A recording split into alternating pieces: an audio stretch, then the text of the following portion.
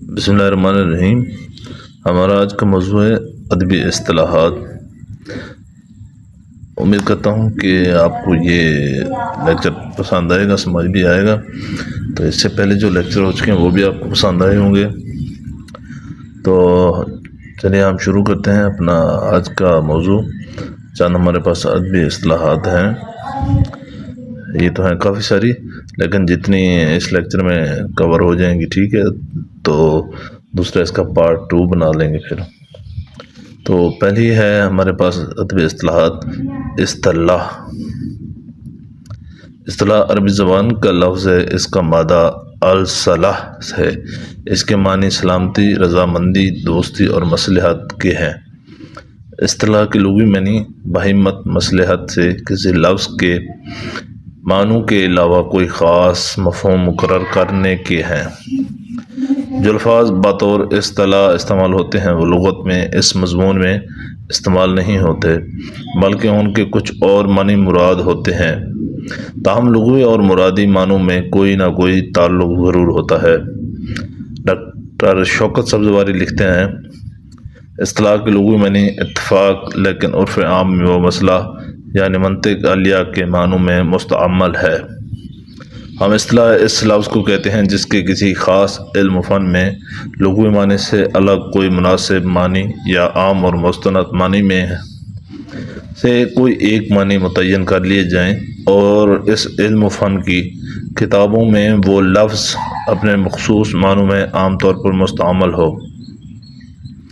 تو اس کے بعد ڈاکٹر سلیم تعریف کرتے ہیں کہ اصطلاح اس مقرر لفظ یا مرکب کو کہتے ہیں جو ایسے علمی مطالب کے ادا کرنے کے لیے وضع کیا جاتا ہے جن کو پورے طور پر بیان کرنے کے لیے لمبی عبارت یا جملے کہنے یا لکھنے پڑتے ہیں۔ اور اس کے بعد ہے کہ جیسے مطلع ایک اصطلاح ہے، اس کے لغوی معنی طلوع ہونے کے ہیں، لیکن اصطلاح میں غزل یا قصیدے کے پہلے شعر کو مطلع کہتے ہیں، چونکہ پہلے شعر کی بدولت غزل کا ایک طرح طلوع ہونا ہے، اس لیے اسے یہ نام دیا گیا ہے۔ علامہ اقبال نے لفظ خودی کو اصطلاحی معنوں میں استعمال کیا ہے۔ خودی سے مراد عرفان ذات یا اپنی پہچان کے ہیں، لیکن لغوی معنی انا اور تکبر کے ہیں۔ اس کے بعد ہے شعر۔ شعر کلام موضوع کو شعر کہتے ہیں جو خاص وزن اور بحر میں ہو۔ اور پھر ہے قافیہ۔ اسلام میں قافیہ حروف اور حرکات کے اس مجموعے کو کہتے ہیں جس کے تکرار مختلف الفاظ کے ساتھ شعر کے آخر یا ردیف سے پہلے آئیں، جیسے دامن، چمن، زمن یا دل، محفل، قاتل وغیرہ الفاظ کو ہم قافیہ کہا جاتا ہے۔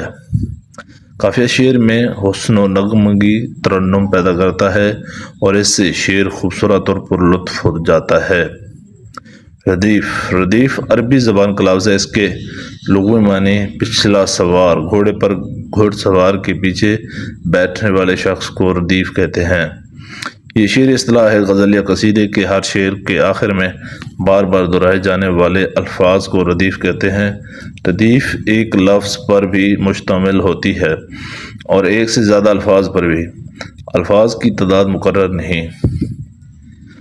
جس غزل میں ردیف نہ ہو اسے غیر مترادف غزل کہتے ہیں۔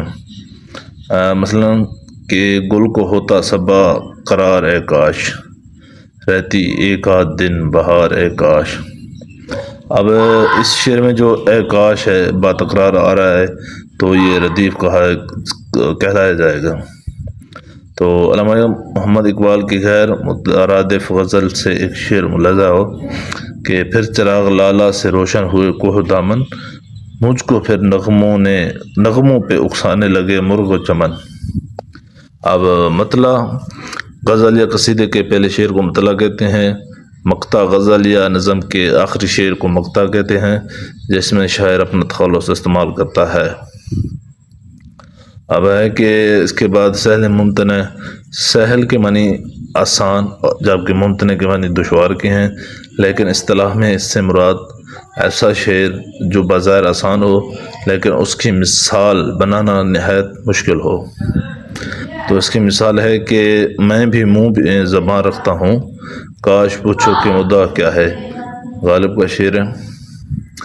ایک اور ہے مومن کا شعر کہ تم میرے پاس ہوتے ہو گویا جب کوئی دوسرا نہیں ہوتا۔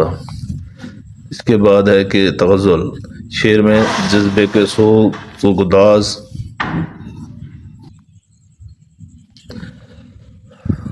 خیال کی نفاست و نزاکت، انداز بیان میں رمز و ایما، الفاظ کی شیرینی و بے ساختگی، تاثیریت اور نقطہ مل کر شعر میں لطف و اثر اور حسن و درد کی کیفیت پیدا کرتے ہیں۔ اس مجموعی کیفیت کو غزل کہتے ہیں۔ یاد رہے غزل جسم ہے اور تغزل اس کی روح۔ مثال ہے کہ جوش ملی آبادی کا شعر ہے کہ اب تک نہ خبر تھی مجھے اجڑے ہوئے گھر کی، تم آئے تو گھر بے سر و سامان نظر آیا۔ اسی کے ساتھ ایک اور ہے کہ جمیل یوسف کا شعر ہے، وہ بھی دن تھے کہ گماں ہوتا تھا، تجھ سے بچھڑوں گا تو مر جاؤں گا۔ تو اس کے بعد ہے کہ مضمون افرینی۔ مضمون افرینی کے لغوی معنی تو کوئی نیا مضمون پیدا کرنے کے ہیں، لیکن خواہ کتنا ہی ذہن نسا اور فکر بلند کا حامل کیوں نہ ہو، کوئی ایسا خیال پیش نہیں کر سکتا جو آج تک کسی کے ذہن میں نہ آیا ہو، اور نہ ہی کوئی ایسا جذبہ پیش کر سکتا ہے جو آج تک کسی نے محسوس نہ کیا ہو۔ تو پھر ہے کہ اس کے یہ پس مضمون افرینی سے مراد پرانے خیالات کو اس طرح پیش کرنا کہ وہ بالکل نئے اور اچھوتے معلوم ہونے لگیں، دوسروں کے مبہم خیالات کو واضح اور روشن پیش کرنا کہ ان کا اثر دوسروں سے مختلف ہو، یا فرسودہ مضمون کو اس طرح باندھنا کہ ان میں تازگی کی کیفیت پیدا ہو۔ غالب کا شعر ہے کہ ذکر اس پری وش کا اور پھر بیان اپنا، بن گیا رقیب آخر تھا جو رازداں اپنا۔ اس کے بعد ہمارے پاس ایک اصطلاح ہے کہ نرگسیت۔ یہ اصطلاح یونانی دیومالائی کہانی سے اخذ کی گئی ہے، جس میں ایک شہزادہ ہوتا ہے جو بہت خوبصورت ہوتا ہے، اس کا نام شہزادہ نرگس ہوتا ہے۔ اس پر پھولوں کی دیوی عاشق ہو جاتی ہے۔ شہزادہ اپنے حسن کے تکبر میں اس کی محبت کو ٹھکرا دیتا ہے۔ شہزادی غصے میں آ کر زیوس کو حکم دیتی ہے کہ شہزادے کو سخت سے سخت سزا دی جائے۔ جب شہزادہ پانی میں اپنا عکس دیکھ رہا ہوتا ہے تو زیوس اسے وہیں قید کر دیتا ہے، اور وہ نہ حرکت کر سکتا ہے نہ اپنے سوا کچھ اور دیکھ سکتا ہے۔ کافی عرصہ اسی طرح گزرنے کے بعد جب شہزادے کا جسم دھوپ سے پگھل رہا ہوتا ہے، جب زیوس دیکھتا ہے تو اسے رحم آ جاتا ہے، وہ اسے پانی کے کنارے نرگس کا پھول بنا دیتا ہے۔ یہ اصطلاح اسی کہانی سے ماخوذ ہے۔ اپنی ہر ادا پر سو جان سے فدا ہونا نرگسیت کہلاتا ہے۔ گویا خود ہی اپنا محب اور محبوب ہونا۔ نرگسیت ایک نفسیاتی بیماری ہے، ادب خود پسندی، انانیت اور پرستش ذات کے اظہار کا نام ہے۔ میر کا شعر ہے کہ سارے عالم پر ہوں میں چھایا ہوا، مستند ہے میرا فرمایا ہوا۔ تو آگے ہے کہ داخلیت خارجیت۔ داخلیت اور خارجیت ادب کی دو متضاد اصطلاحیں ہیں۔ داخلیت کا عمل ان جذبات کا مرہون منت ہے جو انسان کے اندر پیدا ہوتے ہیں۔ وہ جذبات جن کا تعلق انسان کی ذات سے ہو اور اس کے اندر کی کیفیات کو ظاہر کرے، اسے داخلیت کہتے ہیں۔ خارجیت اپنی ذات سے ہٹ کر اپنے ارد گرد کی دنیا کا عمیق جائزہ لینے کا نام ہے۔ خارجیت میں محبوب کے زہری خد و خال اور خوبصورتی کا ذکر ہوتا ہے، یا جنگ و جدل، حادثے یا مہنگائی کا ذکر بھی خارجیت کے زمرے میں آتا ہے۔ خارجی دنیا میں واقعات اشخاص یا اشیاء ہیں، داخلی دنیا میں واقعات اشخاص یا اشیاء سے وابستہ ہمارا رد عمل ہے۔ بعض شعراء داخلی دنیا سے تعلق رکھتے ہیں اور بعض شعراء خارجی دنیا سے تعلق رکھتے ہیں۔ دبستان دہلی کے شعراء کی ہاں داخلیت پائی جاتی ہے، جیسے میر تقی میر کی شاعری میں سوز و گداز،